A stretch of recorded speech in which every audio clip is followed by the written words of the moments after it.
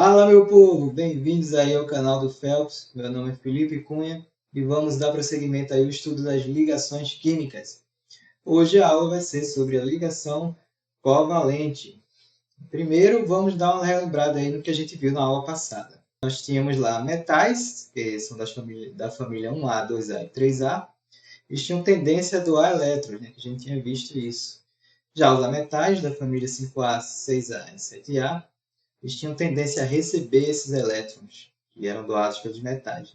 Isso se dava por causa das propriedades periódicas relacionadas a esses elementos.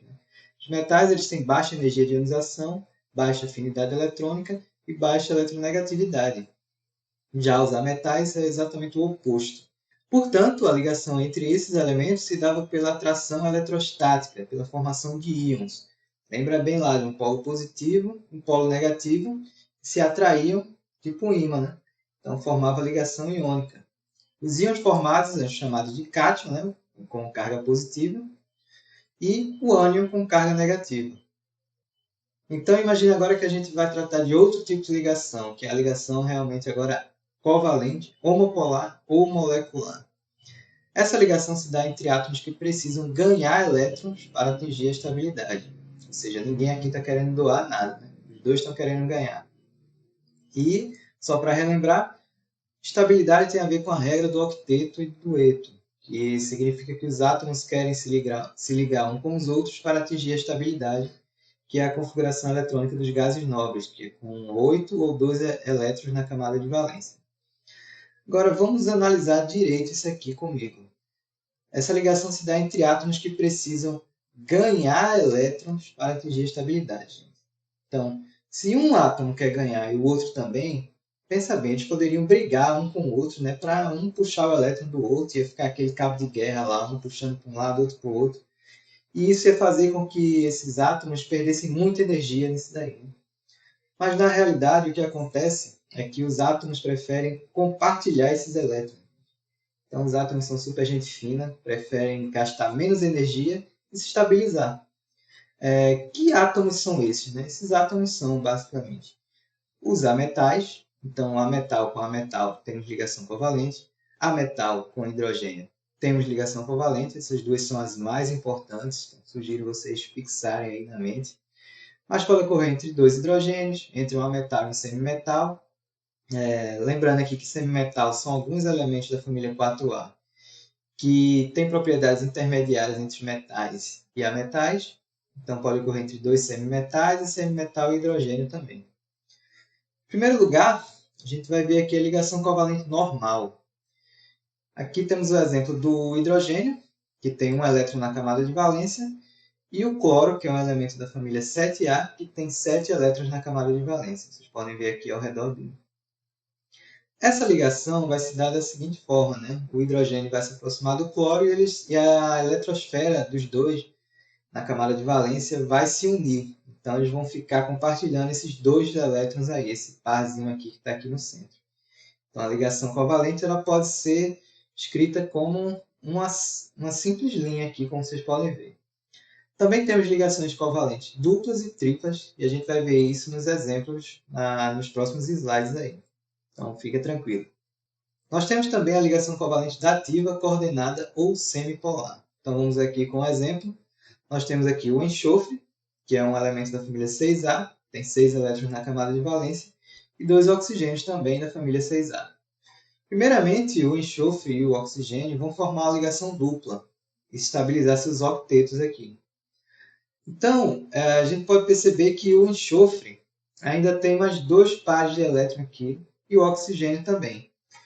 Como o enxofre tem esses 2 pares de elétrons, ele pode fazer mais uma ligação compartilhando esse par de elétrons com o outro oxigênio, formando assim o dióxido de enxofre. Só lembrando que hoje os químicos não usam mais essa setinha, usam um tracinho simples para denotar a ligação dativa, né? Agora vamos dar uma olhadinha nas dicas do Phelps sobre as ligações covalentes. Primeiramente, a gente tem aqui uma tabela com as famílias, a camada de valência e o número de ligações covalentes coordenadas que essas famílias podem realizar. Os elementos dessas famílias podem realizar.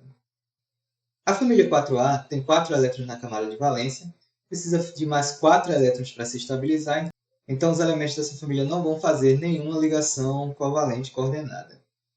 Já os elementos da família 5A têm 5 elétrons na camada de valência e precisam de 3. Então vai sobrar um par de elétrons aqui para eles fazerem uma ligação covalente coordenada. Os elementos da família 6A podem fazer 2 e os elementos da família 7A 3. Uma coisa importante sobre a ligação covalente coordenada é que ela só se dará depois das ligações covalentes normais e ligações iônicas, ou seja, o átomo tem que estar estável, se liga nisso aí. Você primeiro estabiliza o octeto dos átomos, depois é que você faz a distribuição desses pares de elétrons que estão livres aí. Outra dica importante é a escala dos elementos mais eletronegativos. É bom você ter ela em mente, porque ela vai ser muito importante para desenhar as estruturas. Então, uma forma de você decorar ela é pela frasezinha: fui ontem no clube, briguei e saí correndo para o hospital. Então, a gente tem aqui que a eletronegatividade decresce do flúor para o hidrogênio.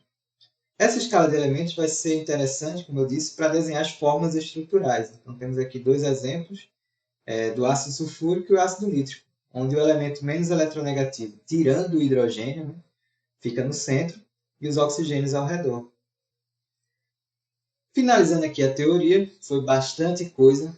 Então, se você ficou com alguma dúvida, dá uma pausa no vídeo com calma, reflita um pouco sobre o tema. Se não entendeu, volta o vídeo. Essa é a vantagem da aula aqui online.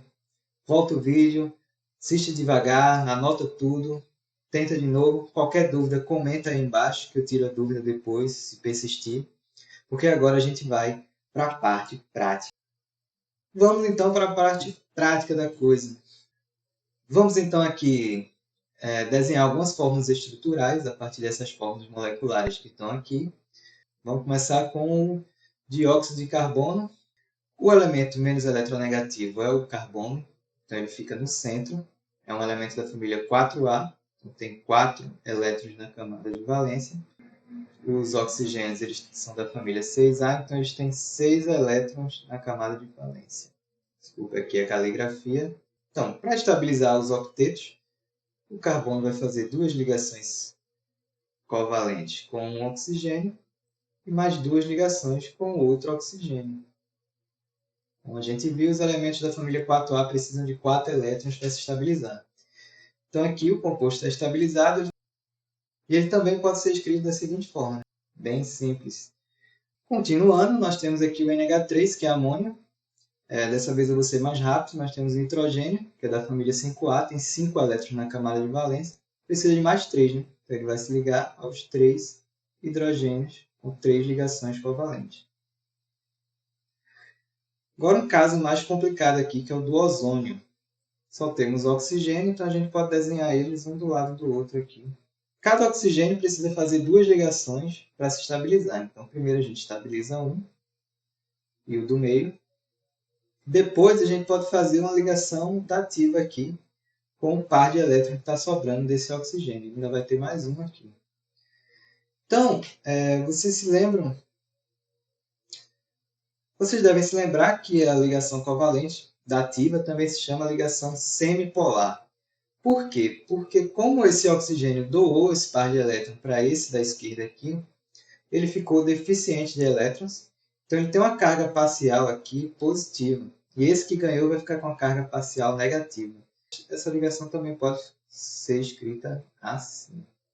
Por último, temos o dióxido de silício, que é a sílica, né? Silício é um elemento da família 4A, a gente bota ele no meio, porque ele é menos eletronegativo do que o oxigênio. Ele vai fazer 2 ligações covalentes normais para cada oxigênio para se estabilizar, assim como o gás carbônico. Agora vamos ver alguns casos mais complexos. Vamos dar uma olhada nas anomalias do octeto. Primeiro nós temos aqui o berílio, família 2A, um metal. Se esperaria que ele fizesse uma ligação iônica, doando 2 elétrons, mas ele é muito pequeno, não forma íons. Na verdade, ele vai se estabilizar com 4 elétrons. Um elemento que vai ser formado é o hidreto de berílio. Já o boro da família 3A também é um metal. Ele não doa os 3 elétrons também dele. Ele se estabiliza com 6 elétrons. Então, um dos compostos mais importantes de boro é a borana, que é o BH3.